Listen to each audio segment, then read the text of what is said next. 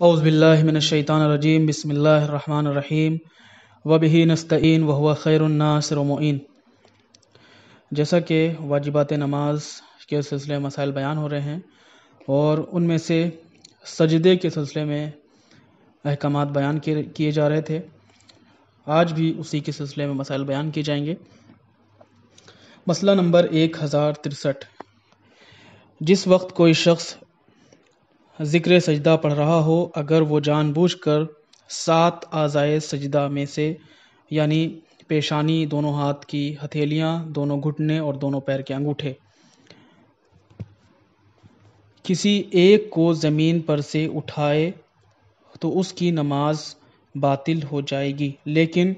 جس وقت ذکر پڑھنے میں مشغول نہ ہو، اگر پیشانی کے علاوہ کوئی عضو زمین پر سے اٹھا لے اور دوبارہ رکھ دے تو کوئی حرج نہیں ہے، لیکن اگر ایسا کرنا اس کے بدن کے ساکن ہونے کے منافی ہو تو اس صورت میں احتیاط کی بنا پر اس کی نماز باطل ہے۔ اس مسئلے میں کہنا یہ چاہتے ہیں کہ اگر کوئی شخص جان بوجھ کر اعضائے سجدہ میں سے یعنی پیشانی، دونوں ہاتھ کی ہتھیلیاں، دونوں گھٹنے، دونوں پیر کے انگوٹھے، ان میں سے کوئی ایک چیز بھی اس وقت اٹھائے کہ جب وہ ذکر سجدہ پڑھ رہا ہو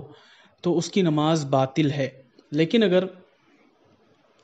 کوئی شخص اس وقت ان اعضاء میں سے کوئی اعضاء اٹھا لے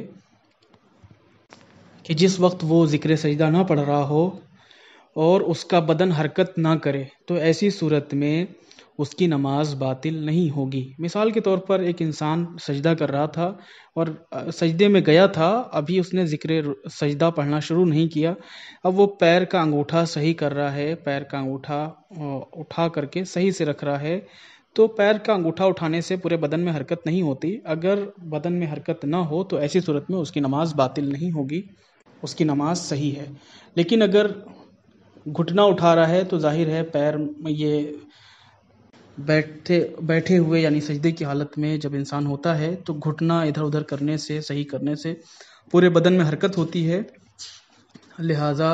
ایسا کرنا درست نہیں ہے۔ جب وہ پوری طرح سجدے میں چلا جائے تو پہلے سب سے ذکر رکوع شروع کرنے سے پہلے اپنے بدن کو سیٹ کر لے، اس کے بعد ذکر سجدہ شروع کرے تاکہ اس کی نماز میں کوئی خلل واقع نہ ہو۔ مسئلہ نمبر 1064،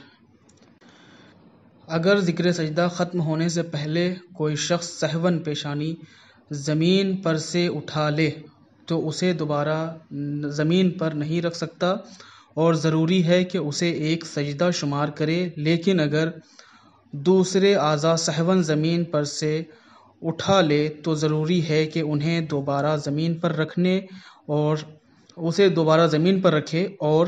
ذکر پڑھے۔ اس مسئلے میں کہنا یہ چاہتے ہیں کہ اگر کوئی شخص بھولے سے اپنی پیشانی کو ذکر سجدہ ختم کرنے سے پہلے اٹھا لے، یعنی وہ سبحان ربی الاعلیٰ و بحمدہ پڑھ رہا تھا، ابھی پورا نہیں پڑھا تھا، اس نے سجدے سے سر اٹھا لیا، تو اگر اب اٹھا لیا ہے تو دوبارہ سجدے میں نہیں جانا ہے، چاہے اس کا ذکر سجدہ تھوڑا بہت چھوٹ ہی کیوں نہ جائے، اس کو سجدہ شمار کیا جائے گا۔ لیکن اگر کوئی شخص سجدہ یعنی سجدے کی حالت میں ذکر سجدہ ختم کرنے سے پہلے سر کے علاوہ کوئی اور اعضاء اٹھا لے، یعنی گھٹنا اٹھا لے، انگوٹھا اٹھا لے، اپنے ہاتھ کی ہتھیلی اٹھا لے، ان میں سے کوئی ایک چیز بھی اٹھا لے، کوئی چیز بھی اٹھا لے، تو ایسی صورت میں اسے دوبارہ زمین پر رکھنا ہوگا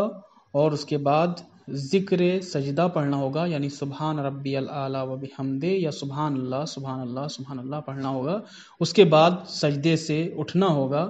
تب اس کی نماز صحیح رہے گی۔ مسئلہ نمبر 1065، پہلے سجدے کا ذکر ختم ہونے کے بعد ضروری ہے کہ بیٹھ جائے حتیٰ کہ اس کا بدن سکون حاصل کر لے اور پھر دوبارہ سجدے میں جائے۔ اس مسئلے میں کہنا یہ چاہتے ہیں کہ جب انسان ایک سجدہ کرنے کے بعد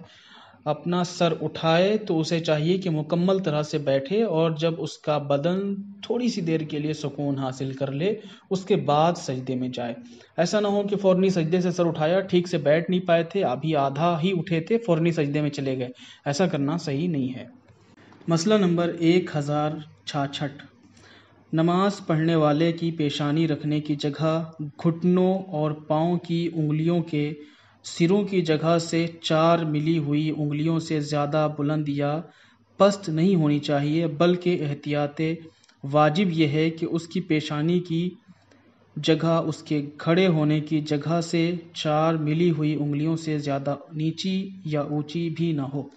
اس مسئلے میں کہنا یہ چاہتے ہیں کہ جو شخص نماز پڑھ رہا ہو تو اسے چاہیے کہ اس کے پیشانی رکھنے کی جگہ یعنی سجدہ کرنے کی جگہ